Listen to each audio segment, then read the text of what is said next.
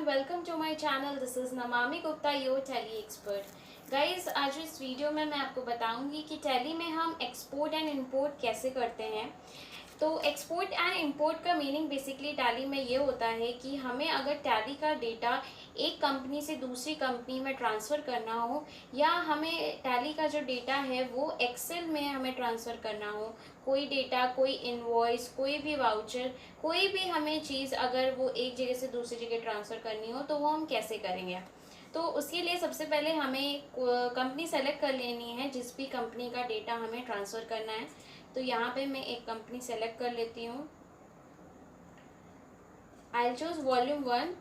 तो इसकी जितनी भी एंट्रीज़ हैं, सपोज़ हमें दूसरी कंपनी में ट्रांसफ़र करनी है टैली की ही, तो हम सबसे पहले डे बुक खोलेंगे जहाँ पे हमें सारी एंट्रीज़ दिखती हैं। तो डे बुक के लिए हम हॉट की होती है हमारी, that is gateway of tally से हम डी प्रेस करते हैं, डे बुक पे आ सकते हैं। तो यहाँ पे गाइस देख रहे होंगे ये डे बुक हमारा ओपन हो गया है, एंड यहाँ पे जो एंट्रीज़ है वो केवल 1 जून की दिखा रही हैं। तो यहाँ पे जितना भी डेटा हमें ट्रांसफ़र करना है तो पहले हमें वो सारा डेटा ओपन कर लेना होगा बाय प्रेसिंग Alt F2, जो कि हमारा पीरियड चेंज कर देगा। मींस हमें अगर अप्रैल से लेके मई तक की जितना भी डे बुक है, जितनी भी एंट्रीज़ है वाउचर्स की, वो हमें ट्रांसफ़र करनी है तो हम वो पीरियड यहाँ पे डाल देंगे। सपोज़ आपको अगर पूरे साल का डेटा ट्रांसफ़र करना है तो आप यहाँ पे पूरे साल का पीरियड डाल सकते हो। तो यहाँ पे मैं 1 अप्रैल से लेके 31 मई तक ले लूँगी। सो यहाँ पे हमारी सारी अप्रैल और मई की एंट्रीज देख सकते हैं आप आ गई हैं। यहाँ पे अब हमें एक्सपोर्ट की शॉर्टकट की यूज़ करनी है, दैट इज़ Alt E। तो यहाँ पे मैंने Alt E प्रेस किया है, देन हम प्रेस करेंगे बैक स्पेस।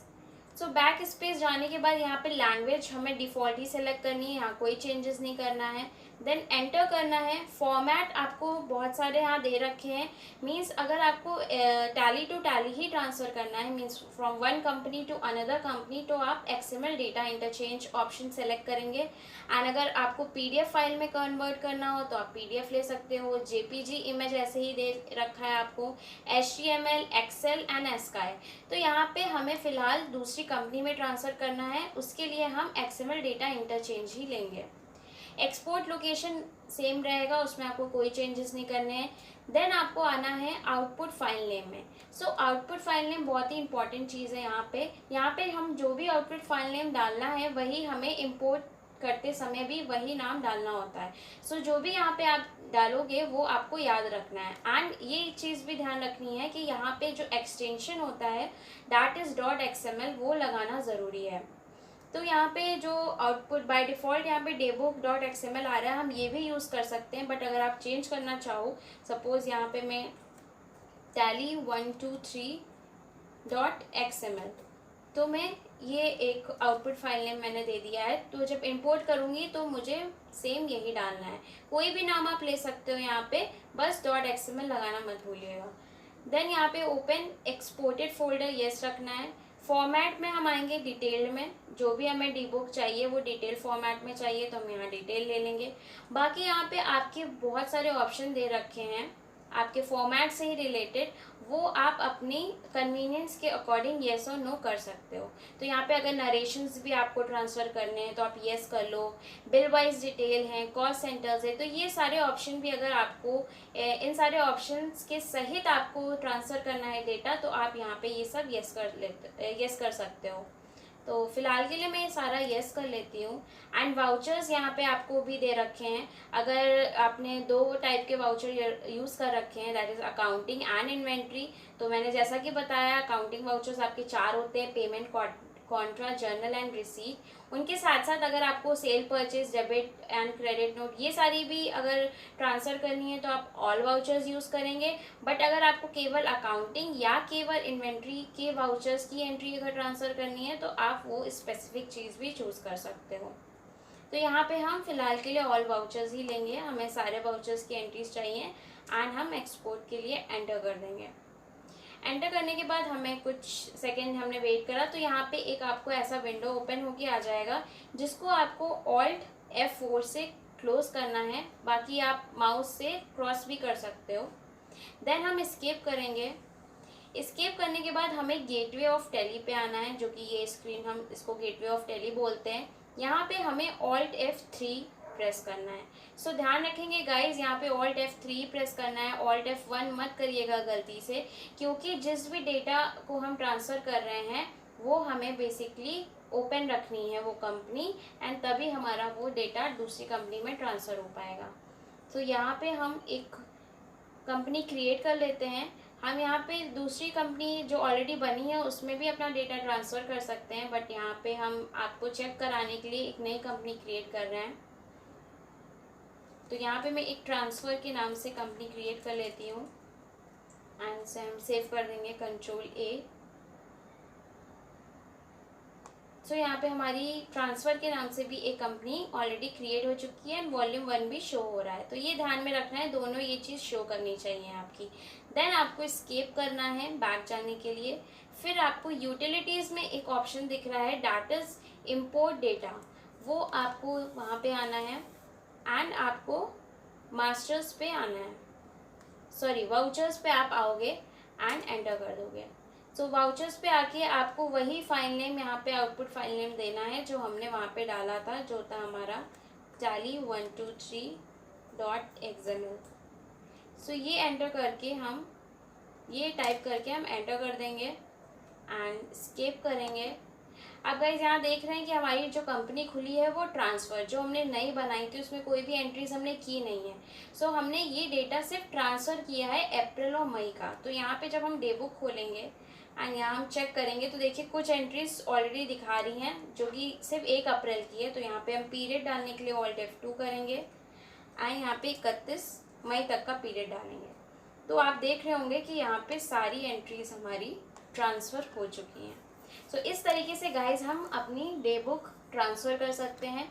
ऐसे ही अगर हमें लेजर्स ट्रांसफ़र करने हो तो वो भी हम कर सकते हैं। सपोज़ आपको जो नई कंपनी बना रहे हैं उसमें आपको सिर्फ लेजर ट्रांसफ़र करना है एंड डे बुक जो वाउचर्स की एंट्रीज है वो नहीं ट्रांसफ़र करनी है। तो उसके लिए हम फिर से कंपनी को एक सेलेक्ट कर लेंगे। एक हमने कंपनी ट्रांसफ़र वाली बंद कर दी है, तो यहाँ पे हम वॉल्यूम 1 ही सेलेक्ट कर रहे हैं। हमें आना है डिस्प्ले पे एंड यहाँ पे हम आएंगे स्टेटमेंट ऑफ अकाउंट्स, सॉरी यहाँ पे हमें आना है लिस्ट ऑफ अकाउंट्स पे। देन यहाँ पे हमें जितने भी हमारे ये ग्रुप्स हैं, सॉरी जो लेजर्स हैं और उसके अंडर ग्रुप्स हैं वो यहाँ पे हमें शो कर रहे हैं। तो जैसे कि जो हमने ड्राइंग्स बनाया अंडर कैपिटल अकाउंट वो आ रहा है, नंदिनी कैपिटल अंडर कैपिटल बना है, cash under cash in hand, जो डेटर्स हैं हमारे सिल्वर सर्विसेज वो दिखा रहा है, एंड क्रेडिटर्स, फिक्स एसेट। सो ये सारी चीज़ें अगर हमें ट्रांसफ़र करनी है तो यहाँ पे भी हम सेम प्रोसेस करेंगे। Alt E dots and backspace, language में डिफ़ॉल्ट ही यूज़ करना है, फॉर्मेट में XML ही लेना है। देन आउटपुट फाइल नेम पे डायरेक्ट आएंगे एंड यहाँ पे हम सपोज दे सकते हैं, मैं अपना नाम डाल देती हूँ namami.xml। एंड आपको यहाँ पे ध्यान रखना है ऑल मास्टर सेलेक्ट करना है। तो यहाँ जब आप आओगे एक्सपोर्ट फोल्डर के बाद आप एंटर करोगे तो यहाँ पे आप ऑल मास्टर्स वाला ऑप्शन सेलेक्ट करोगे। तो ये ऑल मास्टर्स का ऑप्शन हम तब सेलेक्ट करते हैं जब हमें लेजर्स को ट्रांसफ़र करना होता है। और ये सेलेक्ट करने के बाद हमें इंक्लूड डिपेंडेंट मास्टर्स यस करना है। Export closing balance as opening means अगर आपके जो क्लोजिंग बैलेंसेस हैं, मीन्स जो भी आपके बैलेंसेस इस कंपनी के हैं वो आपको वो भी balances as a opening transfer करने हैं नई कंपनी में या जिसमें आप ट्रांसफ़र कर रहे हो, तो आप वो ऑप्शन येस कर दोगे। अगर आपको वो सारे बैलेंसेस नहीं चाहिए तो आप इस ऑप्शन को नो रखोगे। तो फिर आपके जो भी सिर्फ लेजर्स नेम होंगे सिर्फ वहीं आएंगे, उनके बैलेंसेस नहीं आएंगे। तो यहाँ पे हम इसको नो ही रख रहे हैं एंड सेव कर देते हैं। तो एक्सपोर्ट पे एंटर करने के बाद फिर से हमारी ये विंडो खुल गई है जिसको हम Alt F4 से क्लोज कर देंगे, एस्केप करेंगे एंड हमें जिस कंपनी में ट्रांसफ़र करना है वो Alt F3 से सेलेक्ट भी कर सकते हैं या नई भी क्रिएट कर सकते हैं। तो मैं आपको यहाँ पे बस शो करने के लिए नई कंपनी क्रिएट कर रही हूँ ताकि आपको दिख जाएगा कि ये ट्रांसफ़र हुआ है कि नहीं। तो यहाँ पे मैंने न्यू कंपनी के नाम से बना लेती हूँ मैं एंड सेव कर देंगे इसको। देन स्केप करना है हमें अगेन एंड इम्पोर्ट पे आके हमें मास्टर्स पे आना है, यहाँ पे फिर हमें वही आउटपुट फाइल नेम देना है जो कि हमने डाला था namami.xml। एंड यहाँ पे हमें कंबाइन ओपनिंग बैलेंसेस। सो ये गाइस हम ऑप्शन तब लेते हैं कंबाइन ओपनिंग बैलेंसेस जब हमारे जो क्लोजिंग बैलेंस वाला ऑप्शन अगर हम येस करते हैं, मीन्स जो हमारे बैलेंसेस ट्रांसफ़र हो रहे हैं वो हमें अगर नई कंपनी में अगर कोई बैलेंस है या अगर ऑलरेडी बनी हुई कंपनी होती उसके भी कुछ बैलेंसेस है उसमें ऐड ऑन करना होता, दोनों को जोड़ना होता, तो हम यहाँ पे कंबाइन ऑप्शन ले सकते हैं। अगर एक डुप्लीकेट्स हमें इग्नोर करने हैं तो हम इग्नोर डुप्लीकेट्स पे ऑप्शन लेंगे। And modified new data means हमें कोई भी किसी को ऐड नहीं करना है, हमें पूरा नया डेटा ट्रांसफ़र करना है तो मॉडिफाई विद न्यू डेटा लेंगे। तो यहाँ पे हम मॉडिफाई विद न्यू डेटा ही लेना है क्योंकि हमने वहाँ पे भी ऑप्शन नो करा था।